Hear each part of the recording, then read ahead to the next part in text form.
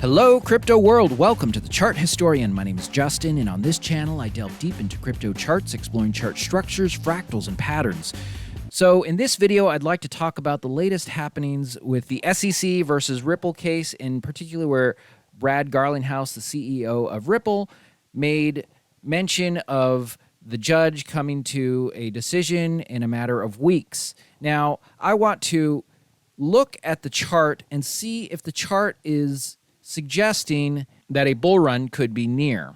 So this is on a day candle, and we can see a lot of time here. So here is the bull run that took place, the latest bull run. Here is the decline or the bear market that took place, and here is a sideways range-bound time that we are currently in. Now, if you are familiar with my technical analysis, you will know that I believe XRP has a macro structure, a structure that is repeated throughout time, that doesn't vary, although the way it's expressed is unique every single time it plays out. What do I mean by that? So as you can see here, we have a bull run. So there have been multiple bull runs throughout the history of XRP. Here we have a decline that follows the bull run. With every single bull run that has taken place, there has always been a decline or a bear market. After that bear market, there is a period of time where price remains range-bound and goes sideways. This has played out multiple times throughout the course of the XRP chart. After this time, and this time exists between the bear market and the next bull run. So after this sideways range-bound time, we go back into the bull run.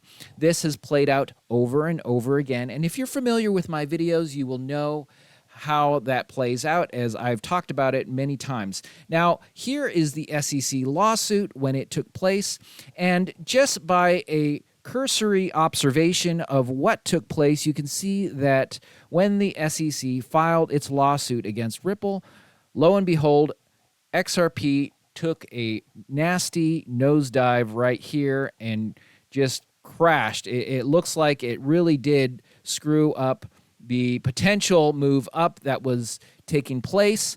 However, when you get into the type of technical analysis that I do, you will realize that this structure right here is actually a repetitive structure that takes place. And the essence of this structure is this.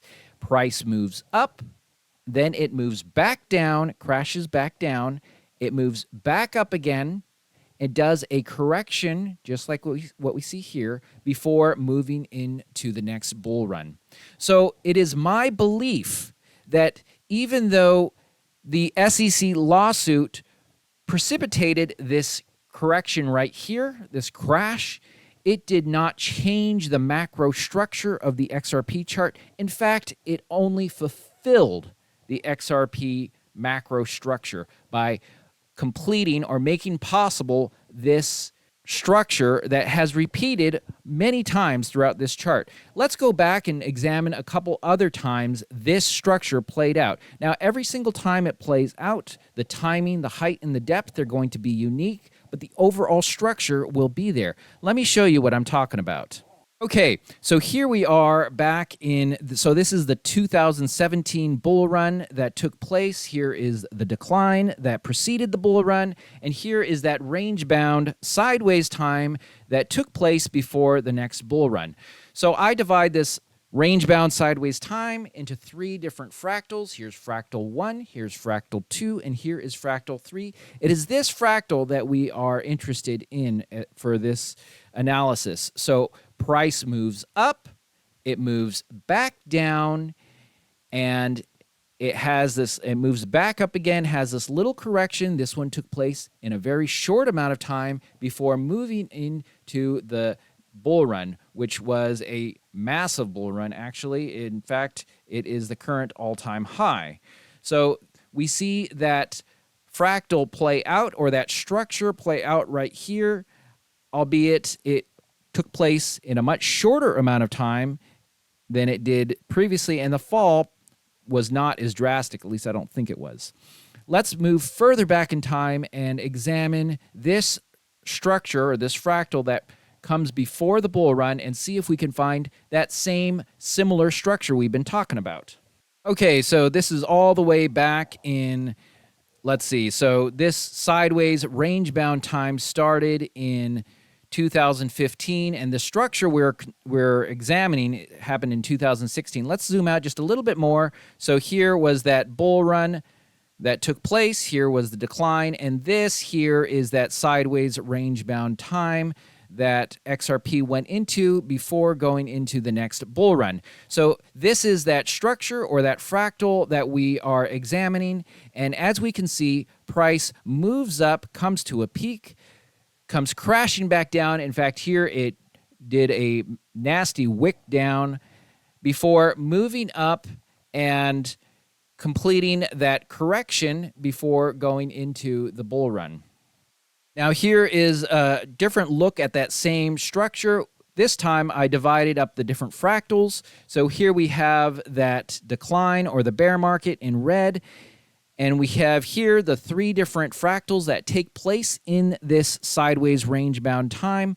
We have the first fractal I divide into two different parts. Part A is the first peak. Part B is the preceding part. Sometimes it goes flat. Other times it goes flat and kind of drops down, just like we see here. Fractal 2 has three basic waves to it. Part A, Part B, and Part C. And Fractal 3 has two basic parts to it. The part that goes up makes a peak, and the part that comes crashing down before the next bull run. So that is the fundamental structure of this sideways range-bound time. Now, this has repeated here and here, just like the bull runs have taken place here and the declines have taken place here. So we know, or we see, that XRP is indeed a repetitive structure.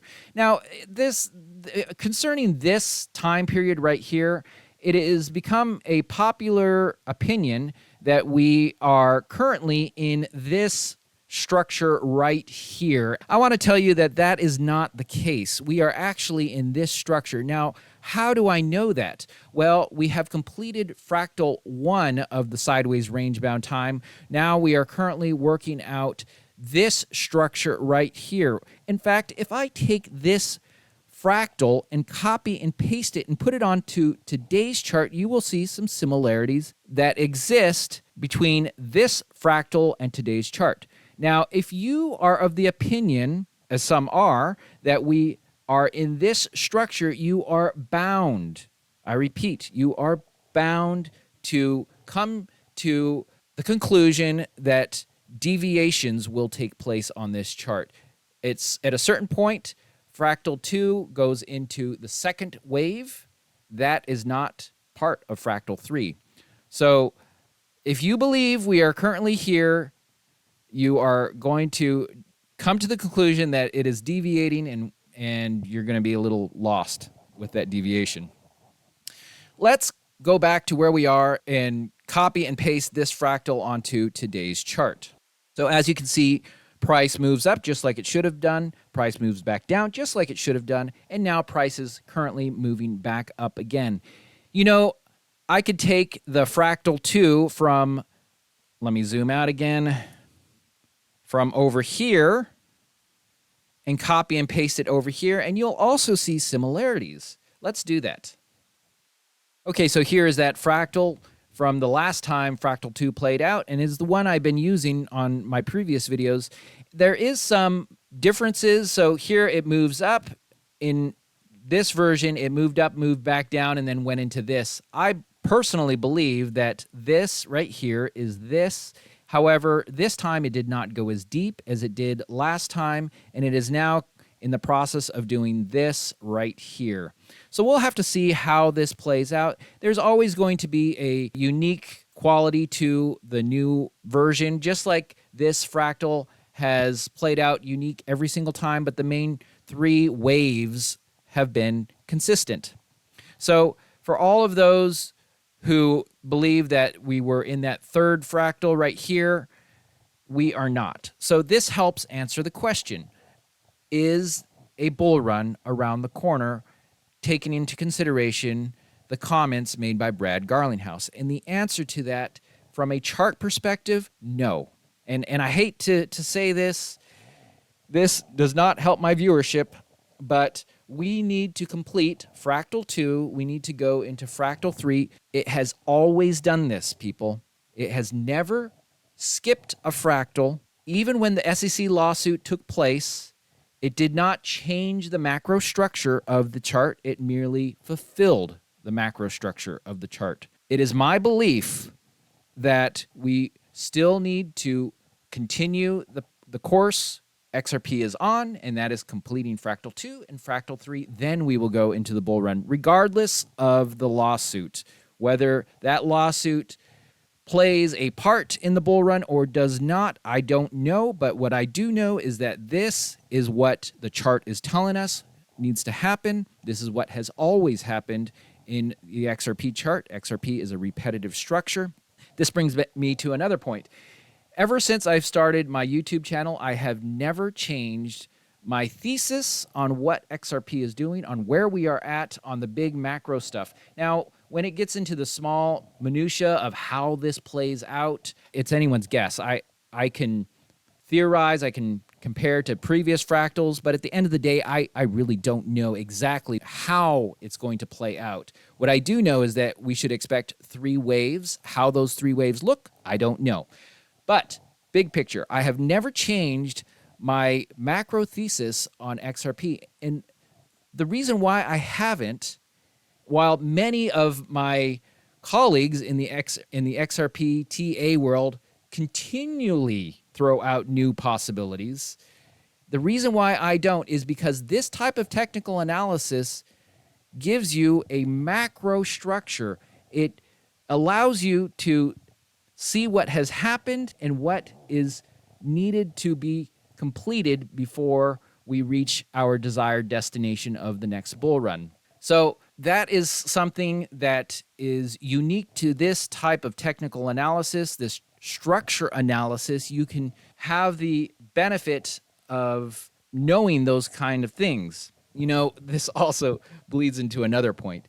If you see technical analysis where at every single video post or whatever they're using, whatever means of communication they're using, where there is always a bull run around the corner, just about to happen, whether it's here, here, you got to be suspicious. That's not the way XRP works. Good TA is not going to sell a bull run just around the corner. It's much better for gaining new followers if you're shilling a bull run all the time, 365 days a year, but that's not how charts work. In all reality, everyone knows this. All I'm saying is that if they're perma bulls, they're not really giving you what you need to hear. Anyways, all that to say is the question to is there a bull run around the corner, taking into account what Brad Garlinghouse has mentioned, I would say that the chart is clear.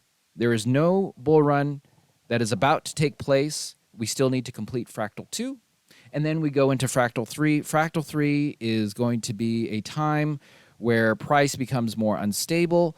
People may get shaken out of the market, but for those of you who are patient and are willing to suffer this time will be rewarded when XRP goes into the next bull run. How do I know that? Well, as sure as the bear markets come after the bull run, as sure as the sideways range-bound time takes place after the bear market, so does the bull run take place after the sideways range-bound time. This is the way it has always played out in the XRP chart. I hope you found value in this video. If you did, feel free to hit that thumbs up button. It means a lot to me. If you like this type of technical analysis, and by the way, there's not a lot of people doing this type of technical analysis. So if you find this type of TA interesting, I recommend you hit that subscribe button because I will continue to provide updates on the XRP chart. And by the way, I am not a financial advisor, so none of this information should be used or construed as financial or investment advice. I'm so glad you caught this video. I hope you catch my next one. Have a great day, and bye for now.